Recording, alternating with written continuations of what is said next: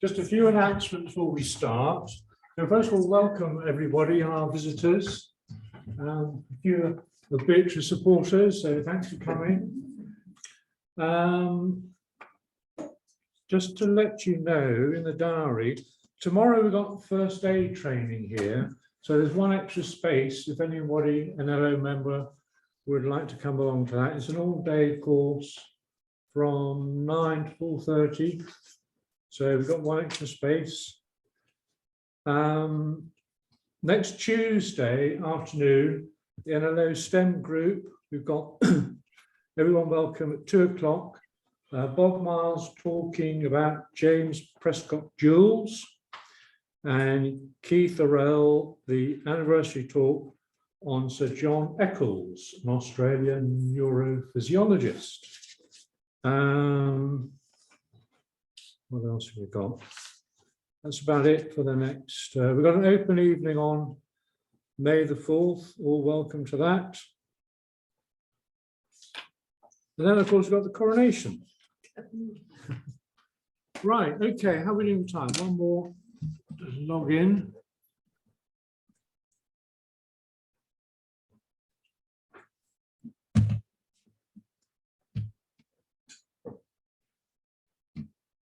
Great, okay, we'll close that window down. Wonderful. Right, so thanks very much everyone for coming along tonight. It's my great pleasure to welcome Bea Steele here. Bea won a first-class degree in English at Exeter, followed by an MSc English course at Oxford. She's researched archives at Paragon Castle, which focused on the literary impact of the castle, and has a genuine interest in researching historical archives. Here at NLO, we were delighted to hear that she was awarded a collaborative doctoral award last year by the South Western Wales Doctoral Training Partnership for a 2-year PhD. And the project's titled Imaging the Heavens, the Scientific and Cultural Significance of the NLO Archive. Now, many of you will have heard the tale of how our collection of spectral plates and lantern slides was rescued from a builder's skip at Cambridge University by Dr. Elizabeth Griffin and transported back to the NLO by Bill Hitchens. Now over 100 years old, there have been several attempts to digitize our collection, but sadly so far without success, although we've made a useful start from some of our own members. John Ponsford had actually catalogued all the spectral plates, but there's been no detailed research or an analysis of the content. So all of us at NLO would be delighted to hear what Beatrice has to unearth, has so far unearthed, no pun intended, but she's going to focus on the archaeoastronomy of the NLO. Now, Lockyer was very much a polymath. Not only was he a scientist and his spectral discoveries he made, but he was editor of Nature for many years, but he was also regarded as a father of archaeoastronomy. And so to tell us without any further ado about what she's found, we warm welcome to Beatrice. Thank you.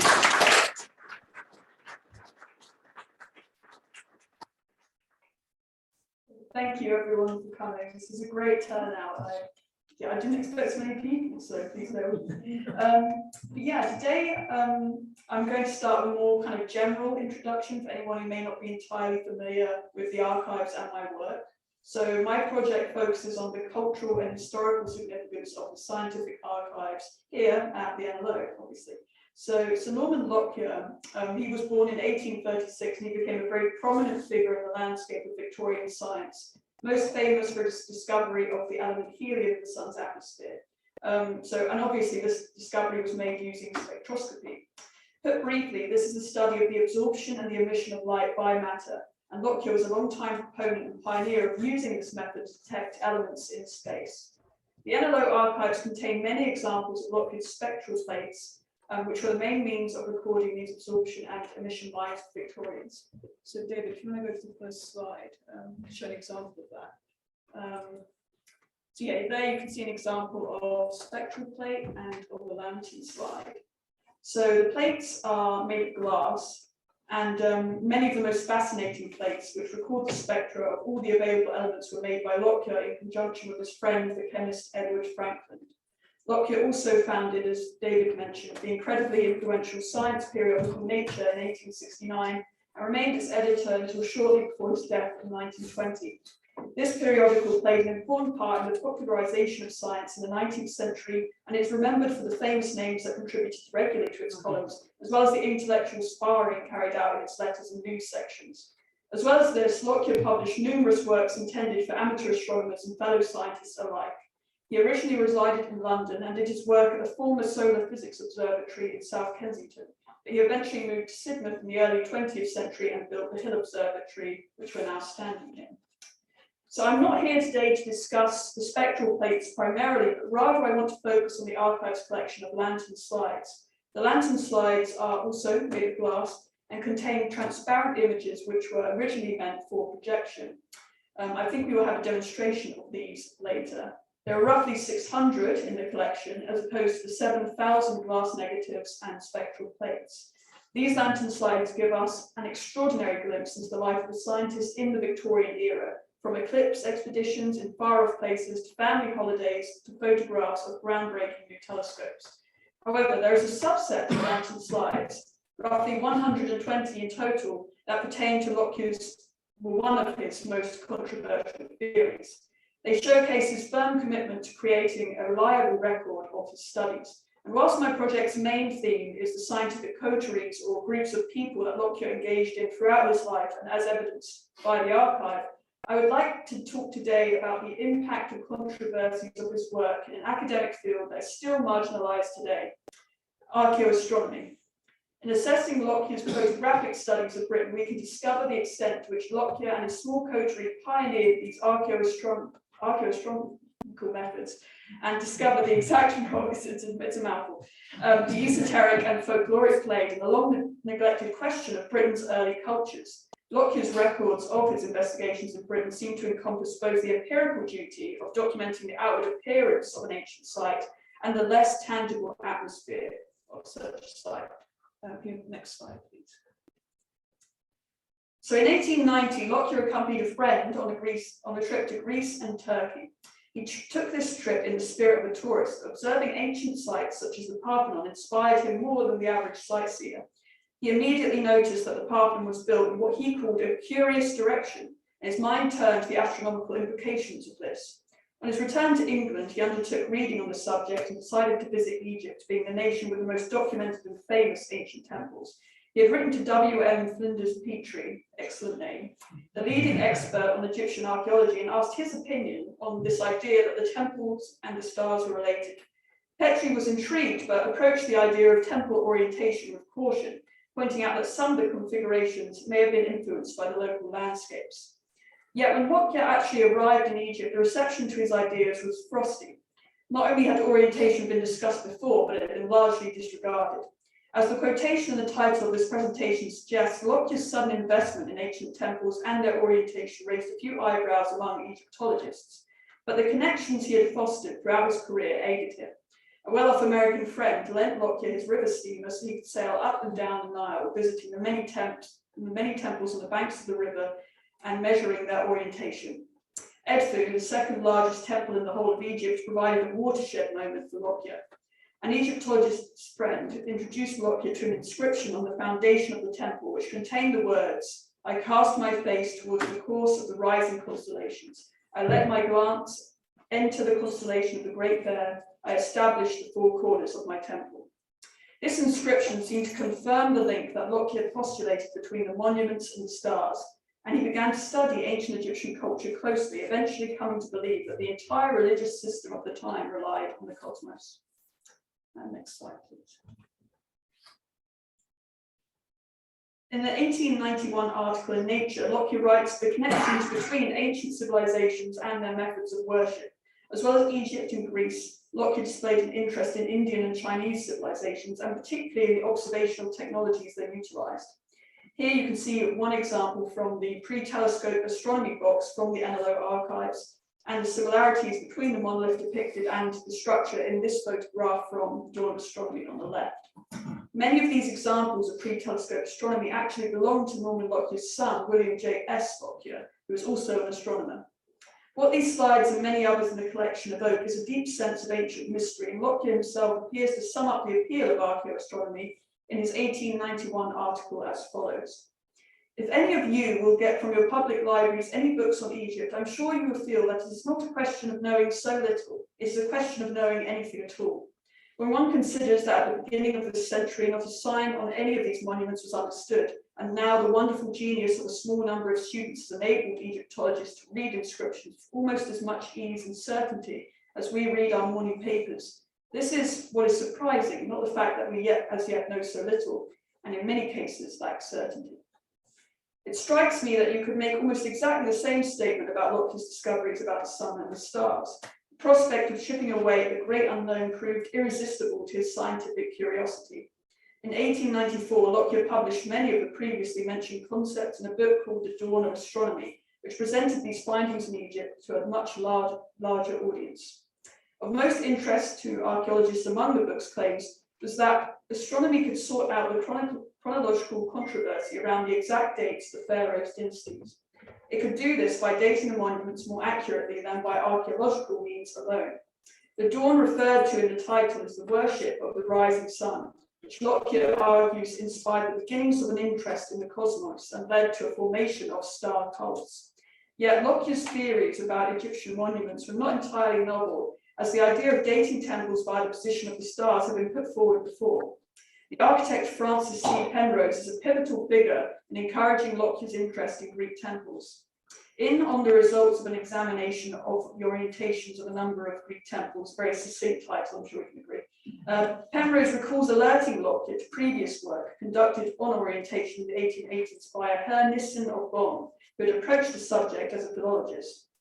Penrose had studied a few inconsistencies in Nissen's measurements of monuments, and he thought he could be righted by Lockyer's scientific position. One 1892 letter found in Nature from H.G. Lyons, who later became director of the Science Museum, shows early support for Lockyer's connection of the orientation of Egyptian temples with the heliacal rising of certain stars, by demonstrating that some modern Egyptian communities persist in a system of dating that originates from the astronomy of the ancients. So there are some substantiated accounts that supported Lockyer's theories about the existence of an abiding astronomical tradition. There is present in his work a deeper tendency to tie together Greek, Egyptian, classical, and even early British societies, one that originates from an Enlightenment desire to locate the root of all great civilizations. Varieties of this idea have been pursued by scientists before, most memorably and outlandishly Isaac Newton's attempt to locate the lost Solomon's Temple in Britain. Archaeoastronomers today are eager to point out that these mostly outdated theories of civilization were greatly influenced by prominent works on anthropology, such as J.G. Fraser's The Golden Bough, which is a wide-ranging comparative study of world religions. This also posits the theory of all monotheism and polytheism springing from the same source. Lockyer himself was influenced by French Enlightenment thought about the root of culture, and particularly by certain scholars such as Charles-François Dupuy, who explored what he proposed to be the relationships between Syrian, Persian, and Egyptian solar deities and the Christian gospel. The Dawn of Astronomy was received well and the product of Lockyer's continued interface with archaeologists, astronomers, Egyptologists, anthropologists, and works of folklore and mysticism. However, it was in his next work that, as Liz Henty puts it in her book, Exploring Archaeoastronomy, crossed a disciplinary line of archaeologists. Next slide. Lockyer remained invested in Egypt, but a pressing problem at home had been brought to his attention. He writes in the preface to his next book, Stonehenge and Other British Stone Monuments Astronomically Considered. One reason for writing the book was that in consequence of the supineness of successive governments and the neglect of wanton destruction by individuals, the British monuments are rapidly disappearing. The decay of Stonehenge was a point of contention for Victorians, and the tipping point came on the 31st of December 1900, when a storm blew down one of the outer triflons and its lintel. The triflon is kind of that rectangular structure there.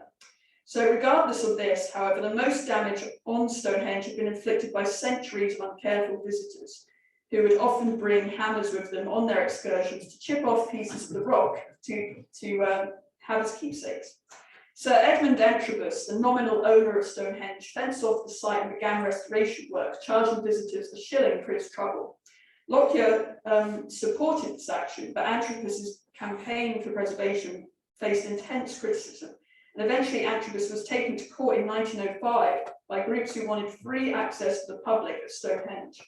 Antrobus was, however, very keen on expanding the scholarship around Stonehenge and allowed Lockyer access to the site in order to study it and attempt a reconstruction of the damaged Victorian stones. This very expensive operation was overseen by Professor William Gowland, who was an engineer appointed for the job by the Royal Society.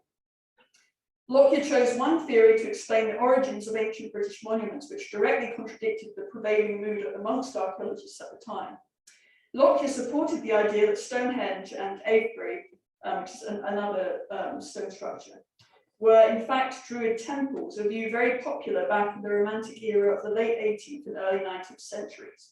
As Lockyer's biographer A.J. Meadows writes in his book Science and Controversy, the cult of pyramidology often included Stonehenge in their dubious pseudoscientific theories, and as a result, archaeologists did not particularly want to entertain the extravagance of beliefs which drew upon Druid or Egyptian influence to explain British stone monuments.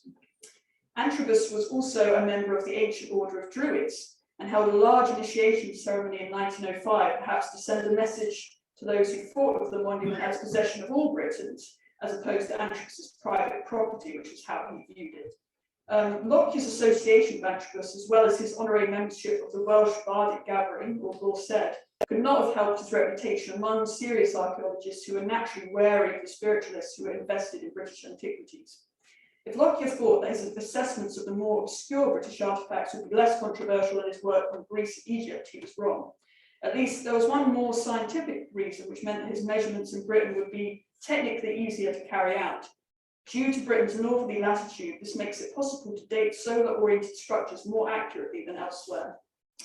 Of course, the main thread of continuity between Egypt and Britain is Lockyer's work, is his belief that the early societies of Egypt and Britain contained religious similarities, such as the cult of the star Alpha Centauri. As his friend Reverend John Griffiths illustrates, the Celtic languages of Britain were regarded as being derived from those of the pre-Celtic peoples. Linguistic peculiarities, such as beginning sentences with verbs and joining prepositions to pronouns, were found to not only be features of the Celtic tongues. In Lockyer's 1928 biography, Griffiths quotes Sir John Morris Jones, who argued that the non-Aryan traits of the syntax of our insular Celts point unmistakably to that of the old Egyptian and Berber, together with kindred idioms belonging to the southern shore of the Mediterranean Sea. This obviously echoed some of those contentious 18th century ideas about the origin of British civilization. Next slide, please. Lockyer approached British monuments with the same hypotheses as his earlier work on Egyptian temples, yet this time the much smaller and more antiquarian nature of British prehistory presented a new difficulty. Many of the sites Lockyer visited had not yet been properly surveyed since the famous antiquarian William Stuckley visited them in the late 18th century. Inevitably, Lockyer found himself revising some of the previously held truths about the positions of stone circles in temples and pathways, thereby meddling with the archaeological consensus. One such challenge to Lockyer's new characterizations of these sites was given in the pages of Nature by Mr. Goddard, who insists that if any weight is to be given to the statements and plans of Stuckley at the Devil's Den in Avebury, Lockyer must be wrong in his measurements. You can see the Devil's Den, that was on the previous slide. That was actually given its name by early Christians in Britain who wanted to brand pagan beliefs as satanic. Lockyer further challenged the perceived authority of archaeologists over these sites by publishing Surveying for Archaeologists in 1909. Yet the overwhelming reaction to Lockyer's work, aside from moments of spirited debate, which he was no stranger to, was radio silence. As John Michel points out, when prominent contemporary archaeologists did reference the idea of solar orientation, such as R.A.S. McAllister and Sir Mortimer Wheeler, all verged on the derisive when discussing the possibility. Gordon Childe, a famous and respected Marxist historian, could not bring himself to believe that our rude ancestors, ill-clad in the cold, misty climate of Northern Europe, would have cared to pass their nights studying the stars. When facing attitudes like this, it makes sense that Lockyer would rather have played into the 18th century antiquarian's desire to elevate the intellect of our rude ancestors by relating them to the lauded classical civilizations. Lockyer was different from archaeoastronomers who focused solely on alignments, because in both the Dawn of Astronomy and Stonehenge, he attempts to make inferences about star cults from his orientation studies. Even this more cultural focus did not appear to interest archaeologists. Lockyer's combination of archaeology and astronomy might have had a warmer reception if he had not lent so heavily on folklore and entertained the old theories on druids that so irked archaeologists. Meadows writes that the study of folklore had become more respectable during the 19th century, and indeed increased academic attention to the subject from people such as Jacob and Wilhelm Grimm, most famously, had helped elevate its profile. Yet the company Lockyer kept prejudiced experts in British antiquities against him, and the wall of silence that increasingly met his ideas must have limited his research by more tightly circumscribing the circle of researchers with whom he could exchange views. I believe that Meadows' account of the controversy is correct in its essentials, but it is important to note that while some of these beliefs were extravagant, and admittedly the idea of Stonehenge as a druid temple, along with many of other Lockyer's ideas about civilizations who used orientation, has been more or less discounted. Lockyer was not one to follow the crowd, and he was not generally a credulous person.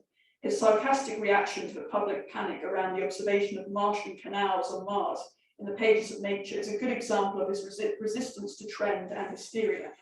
Lockyer was a skeptical person, and this was the foundation for his passion for truth and on his road from an amateur to professional scientist. He was admittedly a strong promoter of his own theories, but abandoned them when provided with concrete evidence to the contrary. In his pursuit of archaeoastronomy, he invented a new empiricist discipline which combined magisterium and reached towards a more all-encompassing form of science. Outside of Lockyer's achievements, archaeoastronomy tells us about the earliest known attempts to understand the nature of human existence and its relation to the great unknown. Next slide, please. Archaeoastronomy is still regarded as a fringe subject in universities today, mainly because it's seen as not only resting on speculation, but potentially being in hazardous dialogue with New Age beliefs. The history of archaeoastronomy beyond Lockyer does indeed interact with New Ages very regularly, and in some ways, they have actually gained societal precedence when we consider the stars. For instance, Giulio Magli makes the point in his recent textbook on archaeoastronomy that while most of us know our astrological sign, we do not often know where we would locate that sign in the night sky. However, we are certain of the relevance of the framework of shamanistic cosmology, i.e. the religion of the Upper Paleolithic and Neolithic eras to archaeoastronomy. This is not to validate New Age or superstitious beliefs, but in order to gain the full picture of the past, astronomers and archaeologists have to be willing not only to work together, but to expose themselves to the slightly shadier avenues of folklore and esoteric belief, using the critical scientific method, of course.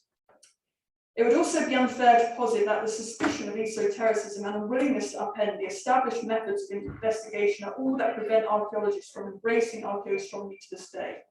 This might make sense historically, but Henty points that the continuing marginalization of archaeoastronomy is a self-fulfilling prophecy, and archaeologists who wish to pursue astronomical avenues in their research will have trouble locating experts in orientation because of its niche nature.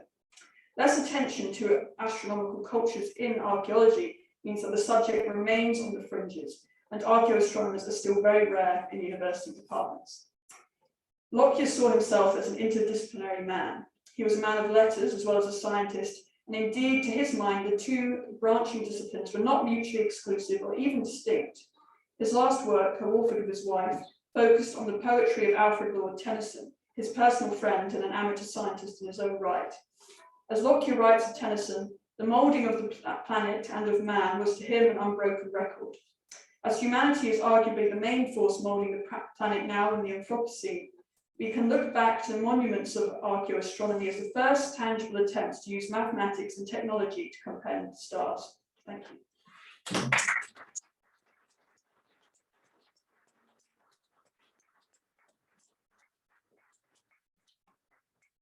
Thank you, B. So what do you want? Do you want questions from the floor, or do you want to carry straight on into your lantern slides?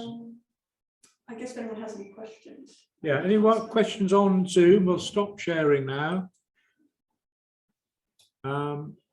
Any questions either from the floor or on Zoom for Beatrice?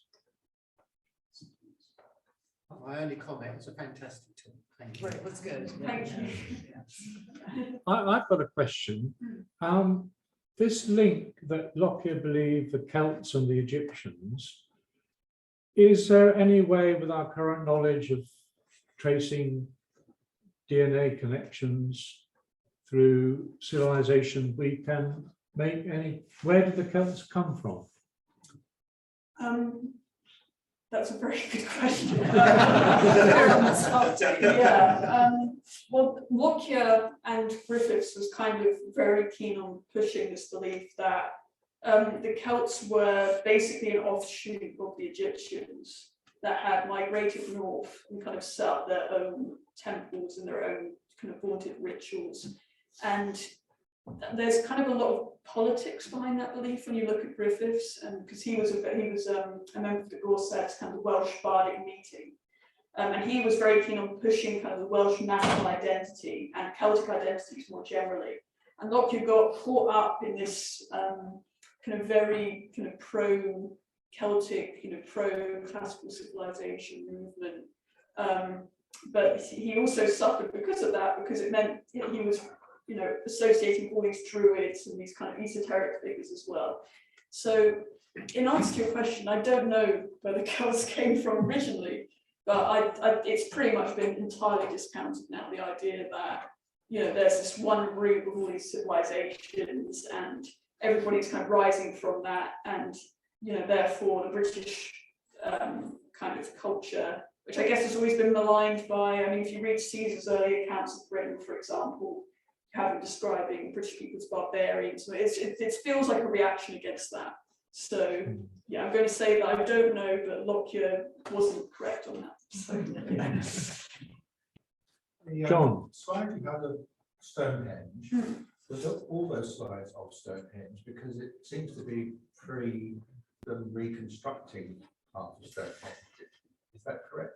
Did Norman Lockyer begin that process at all of getting Stonehenge to look the way it does now? Or? Yeah, so he was really involved in that, and the Royal Society came in with that as well.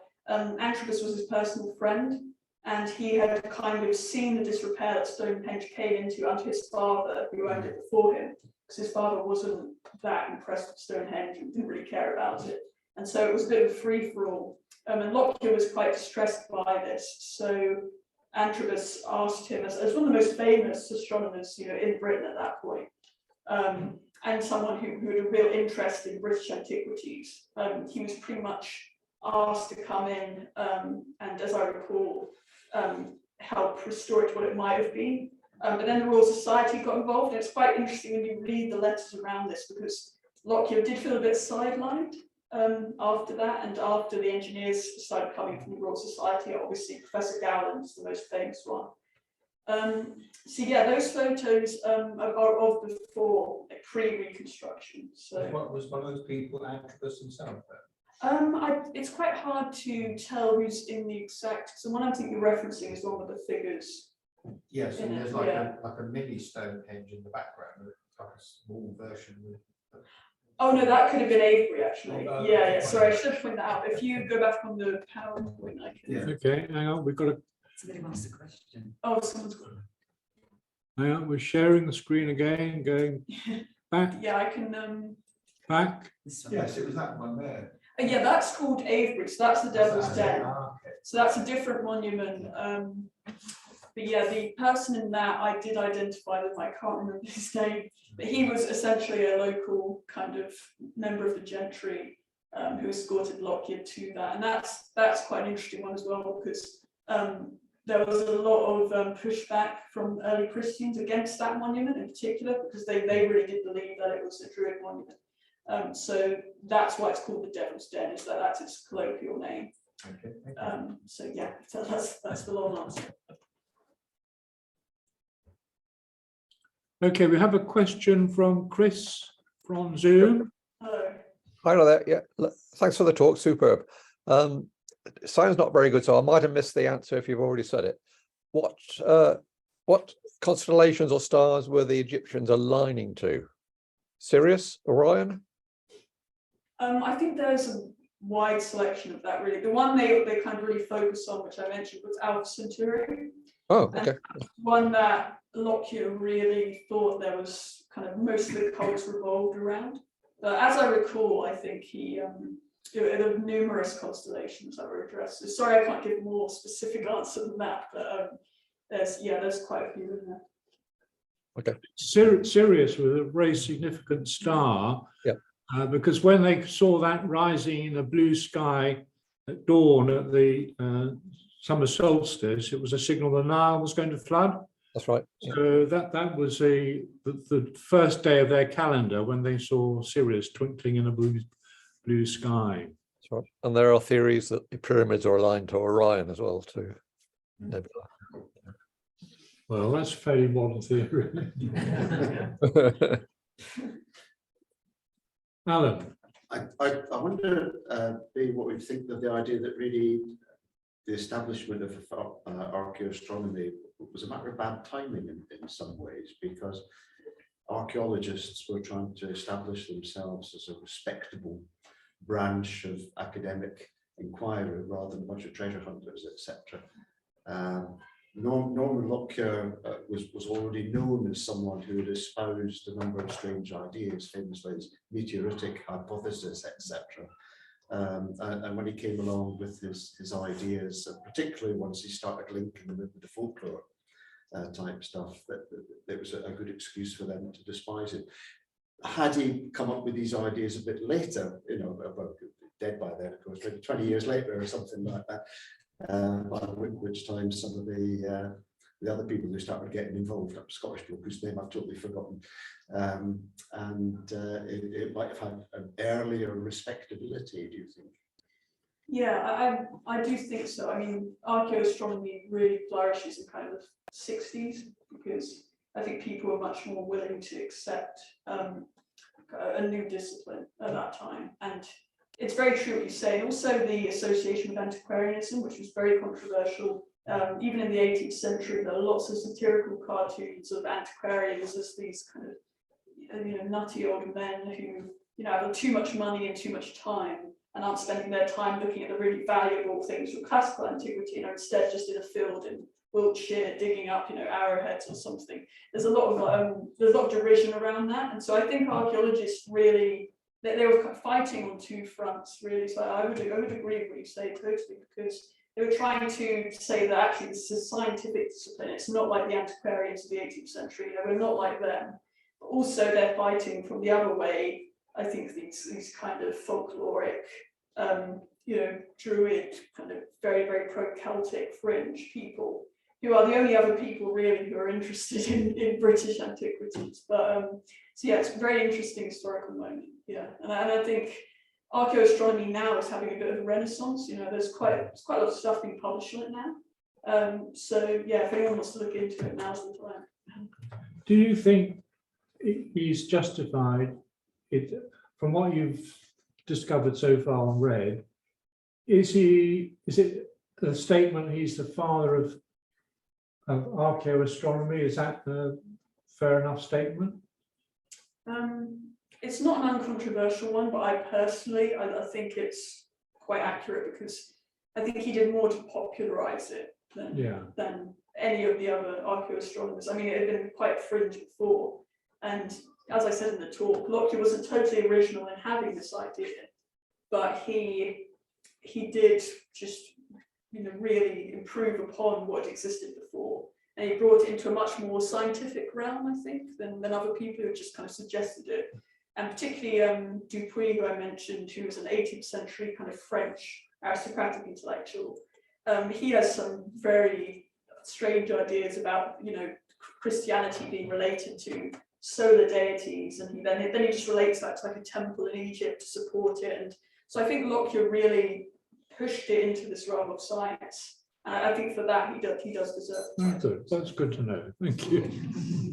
Did he do anything with Northern Europe other than Stonehenge, like going into the Orkneys, and also perhaps Northwest France as well, significant stone workings in all of those places.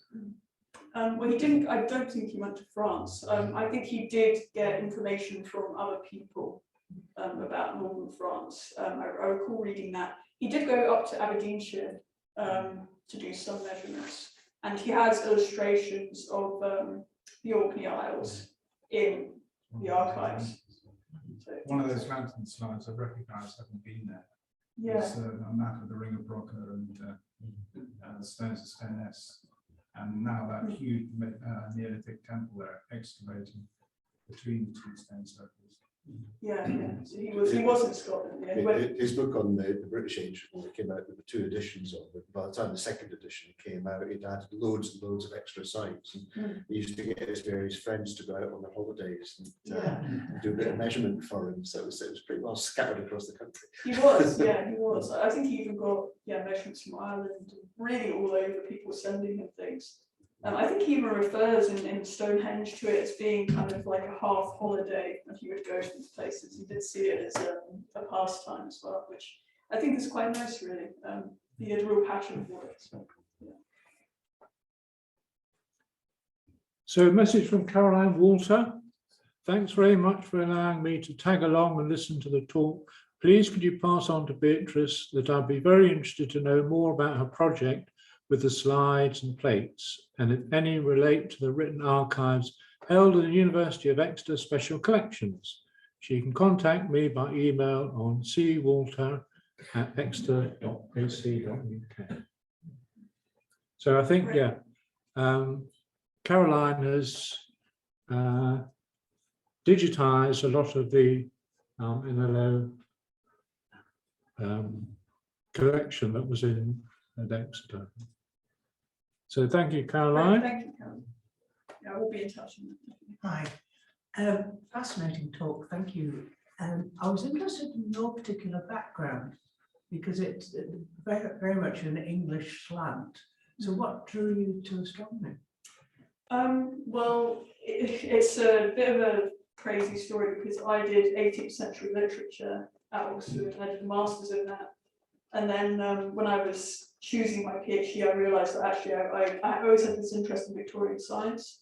So I really thought I want to go back into that and do something with that. So I guess my work here is not so much, I mean, I engage with science quite a lot, but it's definitely more from kind of visual culture perspective, what I'm doing. And I'm trying to make my project conform to kind of, well, not conform to one discipline, trying to make it a bit broader than that. So yeah, and in this academic jobs market, that definitely helps. So yeah, that's the short answer, I guess. Yeah.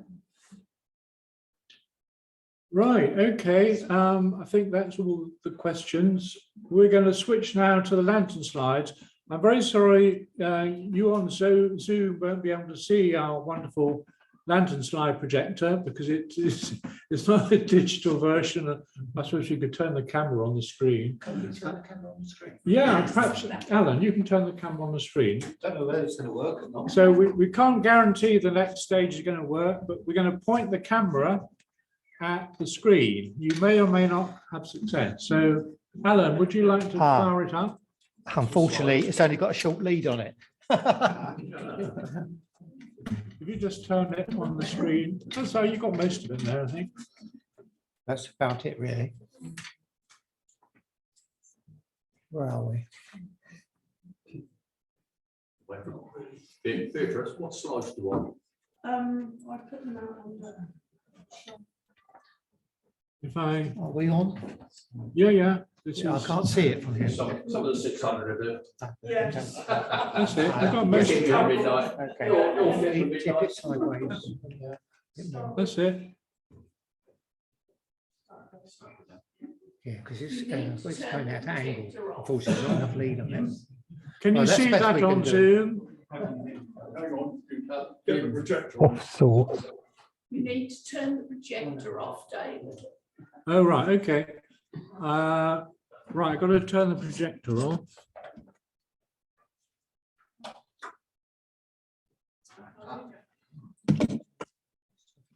Shall we? Yeah, perhaps.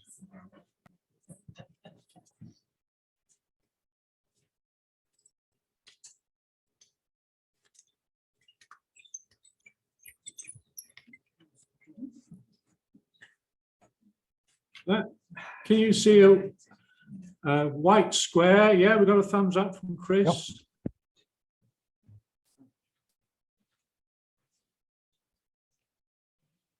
Yeah. Just putting the slides in the right way. They were upside down and back to front. You've got to put them upside down and back. So Robert Ball said there were 8 different ways of putting a slide together, only one of which is right. Strong remember of this. So this is, we've got a slide of Stonehenge up. It's probably a bit overexposed. So you may or may not be able to see that on Zoom.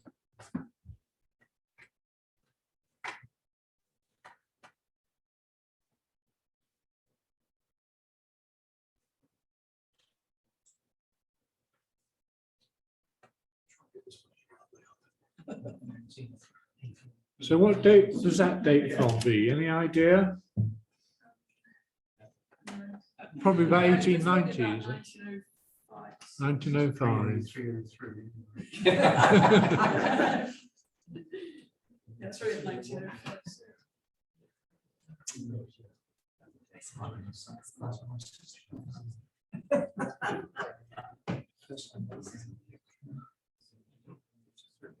So has Stonehenge changed much in the last 100 years?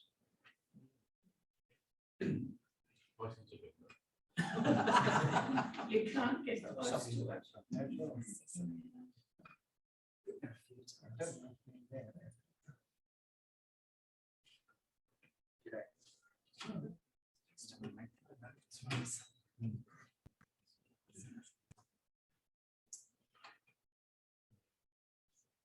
So just imagine that Norman Lockyer is behind the lantern and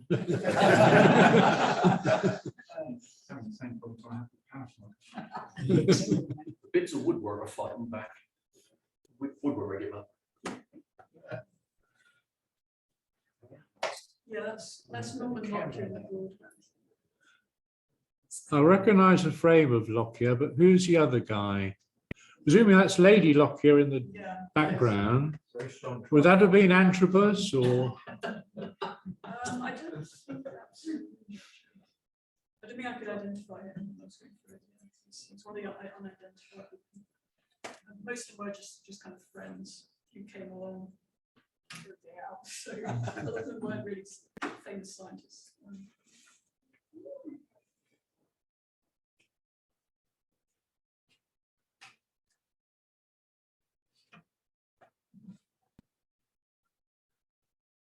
Says on the slide, May and November, but anyhow. That's an alignment. So which site are we on here?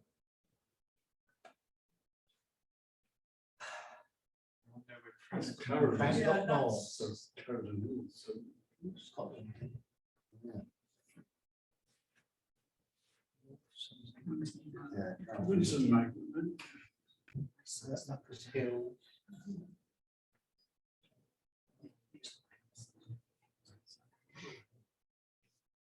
I was just going to say. Described as a cromlech in the centre, isn't it? Yeah, that's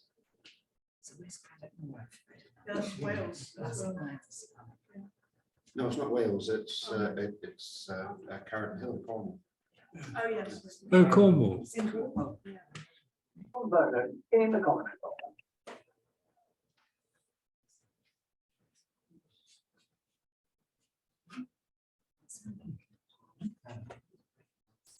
Says 1805 on the slide. That was before the camera was invented. You did well there. Beautifully drawn. That's all the ones you've given. Yep.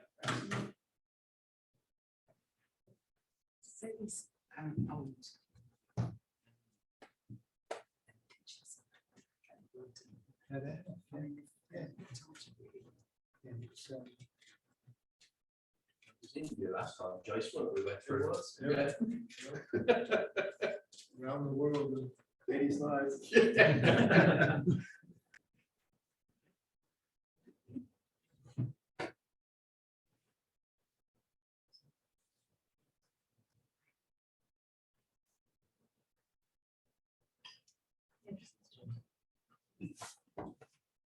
How long's the candle?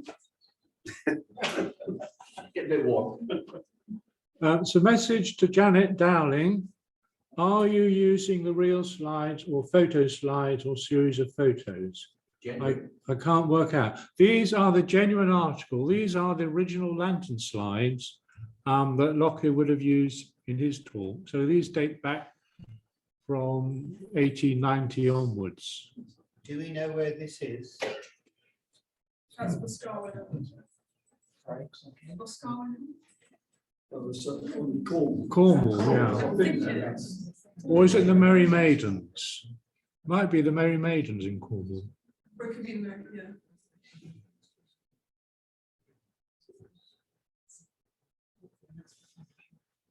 Pretty sure it's- They evolved slightly in the century. Yeah, It's A bit misty there. yeah. certainly different. Yes.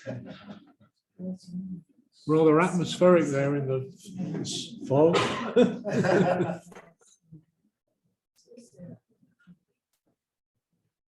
So the lenses on the projector did get clear this evening. We believe you.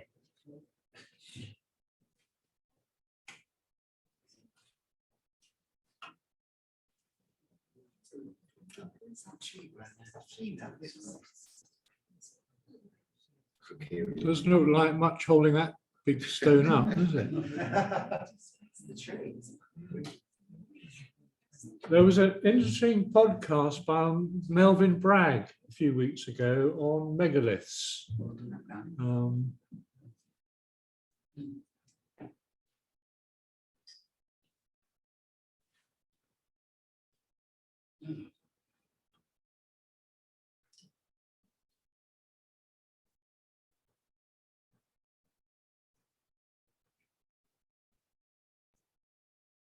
Amazing structures, how ancient man lifted those big boulders up into position.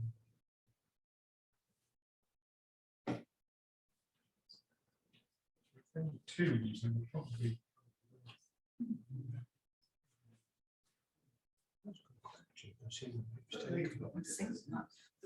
So that's probably no, Yeah.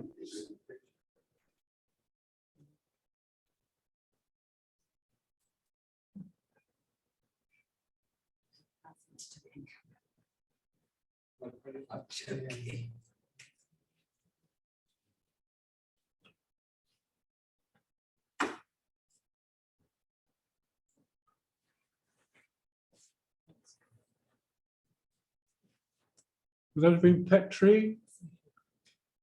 I don't think so. I can't remember his name. I think it's sort of like Days or something like. He was a friend of Lockyer's. I didn't manage to find much record of him beyond that. I don't know, Robert Mond, who was for later on the scene, but he was a keen archaeologist. Have you come any references to Robert Mond? I haven't actually. He's not in any of the expeditions. So yeah, I'll have to try to find him. That's cool. Yeah. That's the heel stone, isn't it?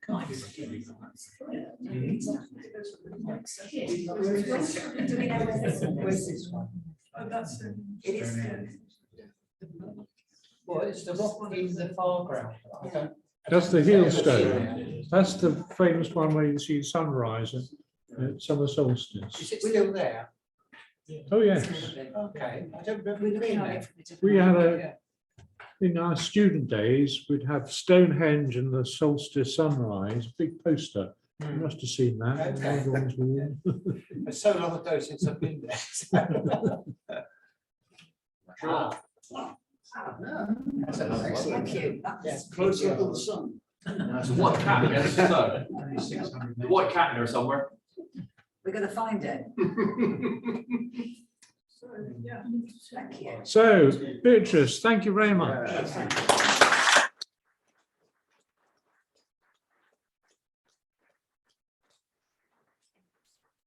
So we'll stop for a coffee break now for quarter of an hour, and then to our visitors and everyone else who'd like to join us, we'll give you a planetarium show in about quarter of an hour. If they come to the hatch, I'll serve them with coffee if they want to. Okay, so coffees are on Alan.